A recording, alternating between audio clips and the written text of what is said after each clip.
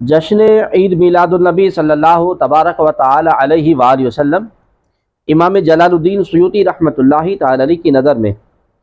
امام جلال الدین سیوطی رحمۃ اللہ تعالی علیہ امام جلال الدین عبد الرحمن بن ابی بکر سیوطی کا شمار ان جلیل القدر محققین مصنفین میں ہوتا ہے جنہوں نے میلاد النبی صلی اللہ علیہ وآلہ وسلم کے تناظر میں بیش بہا معلومات پہنچائی ہیں۔ اس زمن میں ان کی کتاب حسن المقصد فی عمل المولد کا حوالہ ہم پیش کر رہے ہیں۔ یہ کتاب امام سیوطی رحمۃ اللہ تعالی علیہ کی ایک اور کتاب الحاوی للفتاوی کا حصہ ہے۔ اس حصے میں نقلی عقلی دلائل کے ساتھ تقریب میلاد کا شرعی جواز دینے کے علاوہ میلاد کی تاریخی مذہبی فقہی اور شرعی حیثیت کی تفصیلات بھی فراہم کی گئی ہیں اور کئی ائمہ کرام کے ارشادات نقل کیے گئے ہیں۔ ہم انشاءاللہ اس کتاب سے اس نشست میں چند اقتصابات عرض کرتے ہیں۔ نمبر 1، ان اصل عمل المولد الذي هو اجتماع الناس وقراءة ما تيسر من القرآن ورواية الأخبار الواردة في مبتدأ عبر النبي صلى الله عليه وسلم وما وقع في مولده من الآيات، ثم يمد لهم سماتا يعقلون وينصرفون من غير زيادة على ذلك من البدع الحسنة التي يصاب عليها صاحبها لما فيه من تعظيم قدر النبي صلى الله عليه وسلم وإظهار الفرح والاستبشار بمولده صلی اللہ علیہ وسلم الشریف، یعنی رسول کریم صلی اللہ علیہ وسلم کا میلاد منانا جو کہ اصل میں لوگوں کے جمع ہو کر بقدر سہولت قرآن خوانی کرنے اور ان روایات کا تذکرہ کرنے سے عبارت ہے جو آپ کریم صلی اللہ علیہ وسلم کے بارے میں منقول ہے۔ آپ کریم صلی اللہ علیہ وسلم کی ولادت مبارکہ کے معجزات اور خارق العادت واقعات کے بیان پر مشتمل ہوتا ہے۔ پھر اس کے بعد ان کی ضیافت کا اہتمام کیا جاتا ہے اور وہ تناول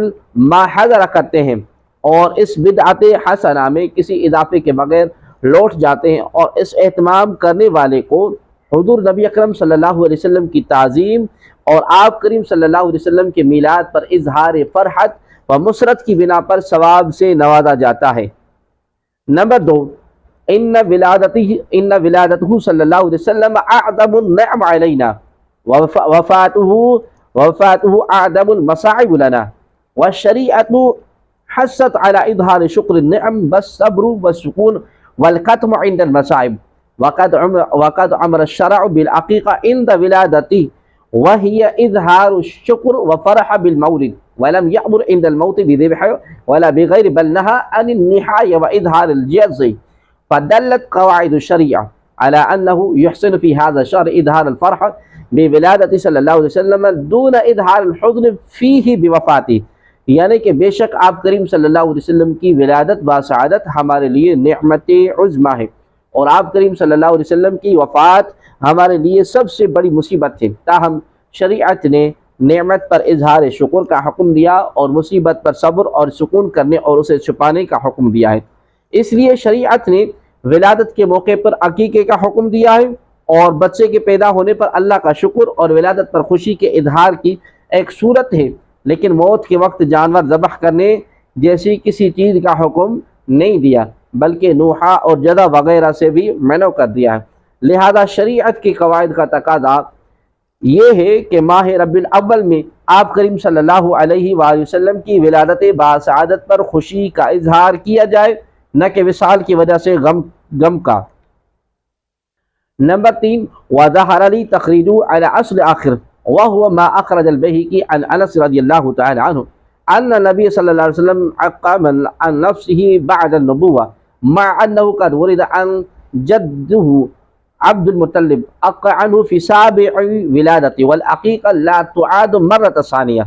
فيحمل ذلك على أن الذي فعل النبي صلى الله عليه وسلم إظهار للشكر على إيجاد الله تعالى إياه رحمة للعالمين وتشريفا لأمته،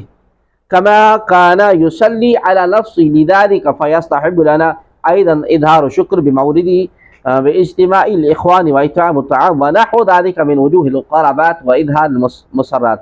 یعنی یوم میلاد النبی صلی اللہ علیہ وسلم منانے کے حوالے سے ایک اور دلیل جو مجھ پر ظاہر ہوئی وہ یہ ہے کہ امام بہقی نے حضرت انس رضی اللہ تعالی عنہ سے نقل کیا ہے کہ حضور نبی اکرم صلی اللہ علیہ وسلم نے اعلان نبوت کے بعد، یہاں قابل غور بات ہے کہ نبی پاک صلی اللہ علیہ وسلم نے اعلان نبوت کے بعد حضرت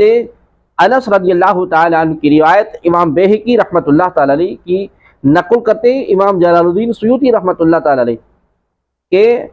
اقع نفسہ بعد النبوہ،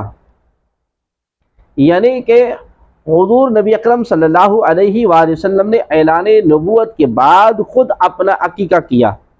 باوجود اس کے کہ آپ کریم صلی اللہ علیہ وسلم کے دادا عبد المطلب آپ کریم صلی اللہ علیہ وسلم کی پیدائش کے 7ویں روز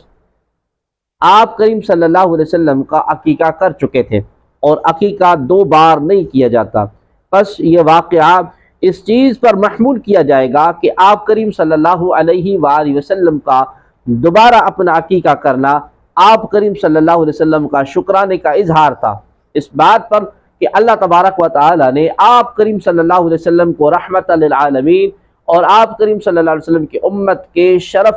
امت کے شرف کا باعث بنایا۔ اس طرح ہمارے لیے مستحب ہے کہ ہم بھی حضور نبی اکرم صلی اللہ علیہ وسلم کی یوم ولادت پر خوشی کا اظہار کریں اور کھانا کھلائیں اور دیگر عبادات بجا لائیں اور خوشی کا اظہار کریں۔